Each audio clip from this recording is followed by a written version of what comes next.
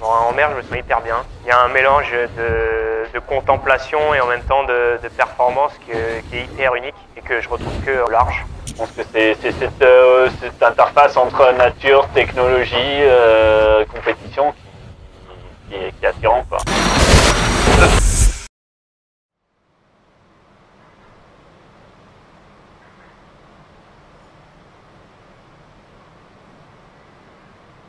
Et puis ne pas hésiter à bien mentaliser dans ce qu'il y a à mettre en place, ce qu'il y a à faire, quel est mon rôle et qu'est-ce que je peux amener en valeur ajoutée si à un moment donné je vois qu'il y a besoin de plus.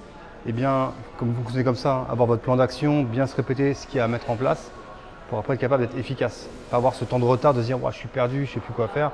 Vous savez, hein, il n'y a que la fatigue qui va faire changer un peu les curseurs. Et dans ce moment-là de fatigue, c'est bien se rappeler comment ça s'organise et dans cette organisation, quel est mon rôle et qu'est-ce que je peux faire et comment je dois le faire bien parce que les choses, vous savez les faire. C'est juste bien faire les choses. Tous fatigués, on se sent mal, peur, peu importe. On est entre nous, on s'en fout. Juste on se dit les choses parce que ça va être voilà. Il y a une semaine de course, il faut qu'on tienne dans le temps. On fonctionne en équipe, on parle voilà. L'Ocean Race pour moi c'est la première grande course de laquelle je rêvais de la faire. Tout s'est fait très vite, c'est dur à réaliser aussi. Que c'est parti.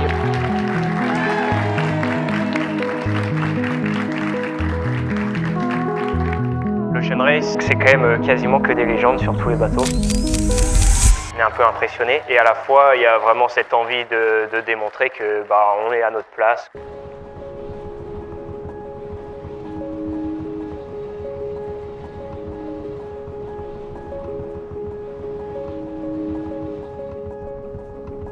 Ok, et fin de là. Allez, c'est parti. Ok, top départ. Même si c'est un peu dur des fois, même si on n'a pas le bateau à la hauteur des autres, même si on n'a pas l'expérience des autres, mais ce format d'être un peu en mode nomade, en équipage, en régate, c'est assez sympa, quoi. Ça peut être vraiment rude et en équipage, ça crée forcément des émotions et des liens très forts. Regarde tes vieux termes.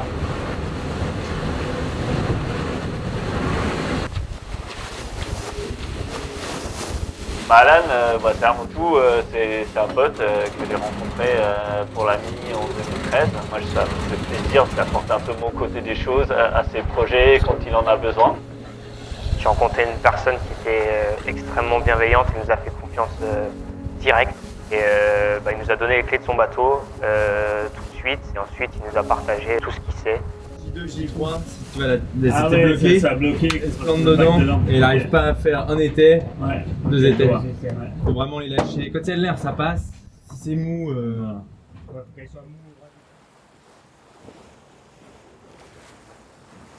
On savait que ça allait être le risque sur ce projet, en partant avec ce bateau-là, avec très peu de temps de préparation, un équipage jeune aussi. De toute façon, j'ai plus ou moins routés, ils arrivent demain à 13h30, effectivement.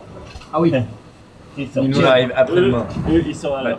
C'était un truc qui me faisait un peu peur avant de partir, de savoir qu'on avait un bateau un petit peu moins performant, qu'il y avait pas mal de chances qu'on soit décroché et de réussir à rester concentré, de continuer à donner le maximum même si on savait qu'on était derrière. Et c'est une expérience que je n'oublierai jamais.